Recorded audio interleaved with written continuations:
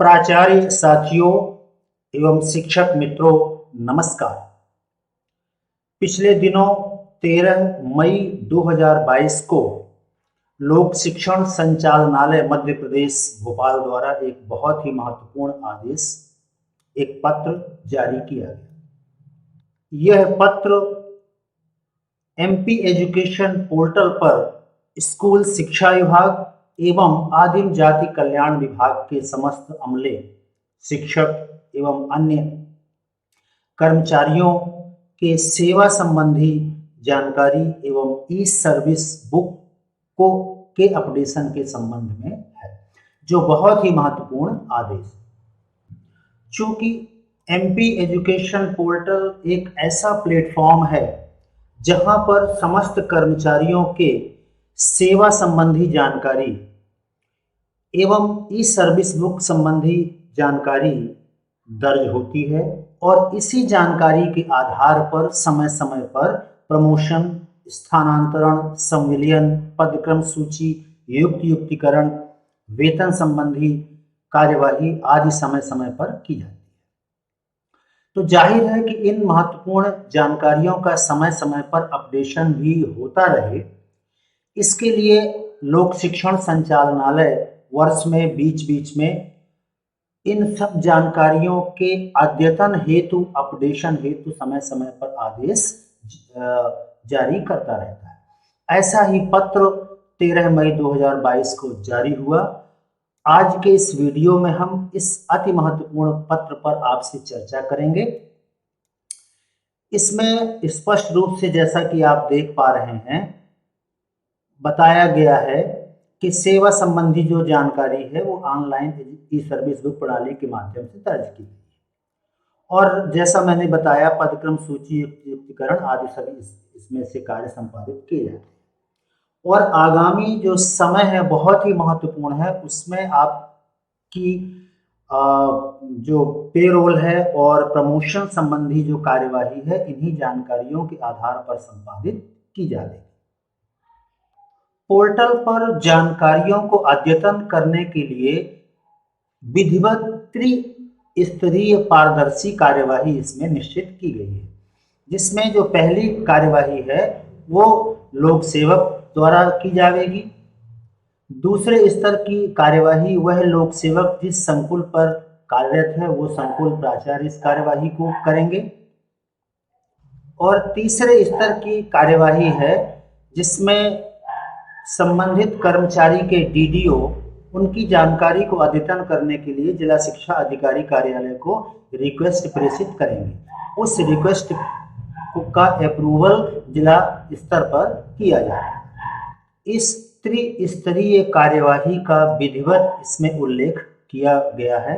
आइए इन सब जानकारियों को हम पहले इस आदेश में देख लेते हैं, फिर आगामी वीडियोस में एजुकेशन पोर्टल पर किस तरीके से इन जानकारियों को अपडेट करना है, किस स्तर पर, उसके लिए लाइव डेमो के वीडियो आपके लिए अपलोड किए जाएंगे। इसमें सबसे पहले आप देख पा रहे हैं कि लोक सेवक द्वारा कौन सी कार्यवाही की जानी है। तो जैसा कि आपको पता है कि प्रत्येक लोक सेवक का अपना यूनिक आईडी और पासवर्ड है, ये उसका लिंक है। इस लिंक में जा करके वो अपनी सर्विस बुक चेक करे। सबसे पहला काम जो है वो लोक सेवक अपनी ई सर्विस बुक एजुकेशन पोर्टल में लॉगिन करके चेक कर, जिसमें से बहुत ही महत्वपूर्ण है पदस्थी संस्था, उनका विषय, नाम, जन्मतिथि आदि की जो जानकारी है उसको देख लें। ये कैसे देखना है उनको, इसके लिए मैं आपको एजुकेशन पोर्टल पर ले चलता हूँ। कर्मचारी एजुकेशन पोर्टल पर सफलतापूर्वक जैसे ही लॉगिन करेंगे ये इंटरफेस दिखाई देगा। यहाँ पर ई सर्विस बुक ये ऑप्शन है, यहाँ पर आपको पहुँचना है। जैसे ही आप यहाँ पर पहुँचेंगे तो व्यू ई सर्विस बुक, इस मेनू पर पहुँचना है, जिसका सब ऑप्शन दिखेगा व्यू ई सर्विस।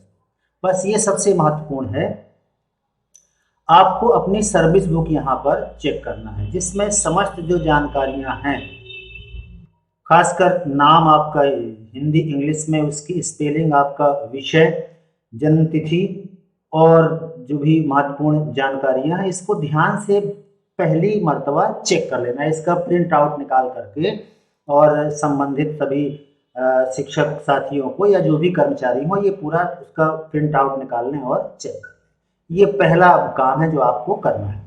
अब इसमें जहां जहां संशोधन है उस संशोधन को संबंधित कर्मचारी नोट कर लें और नोट करने के पश्चात जिन जिन फील्ड में संशोधन करना है उसकी जानकारी संकुल प्राचार्य के संज्ञान में लाएं, क्योंकि आपकी जो जानकारी है वो संकुल प्राचार्य अपने लॉगिन आईडी और पासवर्ड से आपकी जानकारी को अद्यतन कर सकते हैं। ये पहला काम हो गया जो प्रत्येक लोक सेवक को करना है। अब इसके बाद दूसरे चरण में जो संकुल प्राचार्य जी हैं उन्हें कौन सी कार्यवाही करनी है, बहुत स्पष्ट तरीके से यहाँ पर समझाया गया है कि संकुल अंतर्गत संस्थाओं में पदस्थ लोक सेवकों द्वारा उनकी जानकारी में संशोधन के लिए अब इस संशोधन में खासकर आपको विशेष रूप से ध्यान देना है पदस्थी, संस्था, विषय और गंभीर बीमारी। इन सभी जानकारी में अगर कहीं भी कोई त्रुटि हो तुरंत कर्मचारी अपने संकुल प्राचार्य को इन्फॉर्म करें, एक आवेदन दें और संकुल प्राचार्य की रिस्पॉन्सिबिलिटी होगी कि वो उस जानकारी को उसके मूल सेवा पुस्तिका के रिकॉर्ड से मिलान करके और उसको अपडेट करें। और यहाँ पर जो सबसे महत्वपूर्ण जानकारी संकुल प्राचार्यों के लिए है उसे ध्यान से समझ लें। सभी लोक सेवकों का मई माह का वेतन जो जून में प्राप्त होगा वो तभी प्राप्त होगा जब आप अपने संपूर्ण कर्मचारियों की जानकारी को अपडेट करके जिला शिक्षा अधिकारी कार्यालय को इस आशय का प्रमाण पत्र दे देंगे कि हमने अपने संकुल अंतर्गत समस्त कर्मचारियों की जानकारी अपडेट कर दी। इनमें से आपको इस पत्र के कंडिका 3 को बहुत ध्यान से पढ़ना है। सभी संकुल प्राचार्यों को लोक सेवक की जानकारी में किस प्रकार से परिवर्तन किस स्तर पर किए जा सकेंगे, तो इन तीनों बिंदुओं पर शीघ्रता से मैं चर्चा करूंगा जो बहुत ही महत्वपूर्ण है। किसी भी लोक सेवक के पदस्थी संस्था में संशोधन किस प्रकार से होगा, इसके लिए डीडीओ लेवल से रिक्वेस्ट पहुंचेगी जिला शिक्षा अधिकारी डीओ लेवल पर, वहां से रिक्वेस्ट को अप्रूव किया जाएगा। इसमें साफ साफ बताया गया है और आगामी वीडियोस में हम चर्चा भी करेंगे। इसमें आपको पेरोल मॉड्यूल पर जाना होगा और एम्प्लॉय ट्रांसफर ऑर्डर आइकन में जा करके प्रमाण सहित रिक्वेस्ट आप डीओ को भेजेंगे और इसके बाद जैसे ही डीओ अपने लॉगिन आईडी से उसको अप्रूव कर देंगे सारे मॉड्यूल्स में वो जानकारी स्वतः ही अपडेट हो जाएगी। अगला है पदस्थी पदनाम में संशोधन। ये बहुत ही इंपॉर्टेंट है। दरअसल पदनाम में संशोधन नवीन संवर्ग के पदनाम में जो संशोधन है वो जैसे ही नियुक्ति आदेश जारी करते हैं जिला शिक्षा अधिकारी अपने लॉगिन आईडी से, उनका हर मॉड्यूल में ऑटोमेटिकली हो जाता है। लेकिन अगर कोई भी आदेश गलत पदनाम से जारी हो गया है तो उसका अमेंडमेंट ऑर्डर भी जारी करने का प्रावधान है। जैसे ही संशोधित ऑर्डर जारी होगा स्वतः ही सारे मॉड्यूल में उनका पदनाम ऑटोमेटिक अपडेट हो जाएगा। इस संबंध में हम चर्चा अगले वीडियोज में करेंगे। इसके पश्चात विषय में संशोधन की बात आती है। इसमें बहुत ही क्लियर, बहुत ही स्पष्ट रूप से बताया गया है कि नवीन संवर्ग को छोड़कर, नवीन मतलब जिनका, अर्थात जिनका सब विषय वगैरह सब अपडेट है, इनको छोड़कर शेष लोक सेवकों का चेक करना है और अगर उनके विषय में कोई संशोधन है तो आपको ध्यान से यहाँ पर देखना है कि नवीन संवर्ग में जो आपका नियुक्ति आदेश जारी हुआ है डिजिटल हस्ताक्षर युक्त, उसमें आपका विषय लिखा हुआ है। अगर वो विषय गड़बड़ है तो आप फिर से अपना नियुक्ति आदेश डाउनलोड करें और उस नियुक्ति आदेश में जो विषय लिखा हुआ है उस विषय को अपडेट करने के लिए अपने डीडीओ से निवेदन करें, आवेदन दें। आपका डीडीओ लेवल से जैसे ही विषय उसका अपडेट होगा आपके समस्त मॉड्यूल में वो विषय अपडेट हो जाएंगे। तो आपको इन 3 पदस्थी संस्था में संशोधन, पदनाम में संशोधन और विषय में संशोधन, इसको बहुत ध्यान से देखना और समझना है। इसके अलावा संकुल प्राचार्यों को ये दो बहुत ही महत्वपूर्ण काम करने हैं, जिसमें यदि उनके संकुल अंतर्गत कोई भी लोक सेवक रिटायर अथवा त्यागपत्र दे दिया है अथवा उसकी डेथ हो चुकी है, तो उसको इन सब कारणों से आपको अपने संकुल से उनको हटाना होगा। इसके लिए दो टाइप के ऑप्शन है, एक है stop payment permanent, stop salary permanent. तो इसमें इन केस में करेंगे। और इसमें एक और आपको ऑप्शन मिलेगा, यदि लोक सेवक के साथ में ये वाली कंडीशन नहीं है, अगर किसी अन्य कारण से कुछ समय के लिए उसको रोकना है, तो स्टॉप सैलरी या स्टॉप पेमेंट टेम्पोररी, इस ऑप्शन पर जाकर के उसको निश्चित रूप से अद्यतन कर लेना है।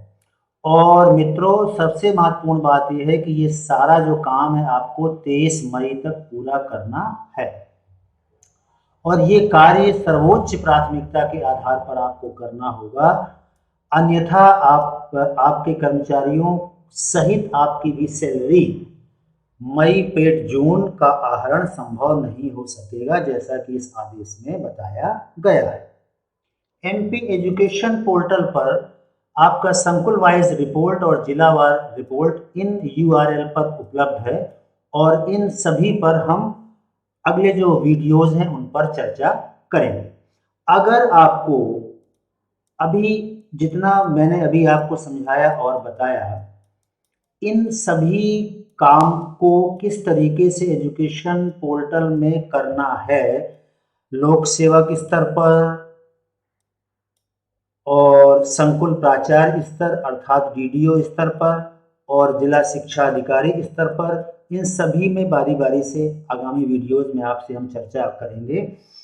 इसके अलावा हाँ, इसमें इस चैनल में पिछले MP एजुकेशन पोर्टल पर इन्हीं सब मॉड्यूल पर किस तरीके से हम काम कर सकते हैं, किस तरीके से हम ये जब सब जानकारी अपडेट कर सकते हैं, इस संबंध में बहुत सारे जो वीडियोज हैं वो इस चैनल में अपलोड हैं, उनको देख करके आप तब तक ये कार्यवाही आरंभ कर सकते हैं। तो साथियों, ये थी बहुत ही महत्वपूर्ण जानकारी। मिलते हैं ऐसी ही महत्वपूर्ण जानकारी के साथ अगले वीडियोज में। तब तक के लिए धन्यवाद। जय हिंद।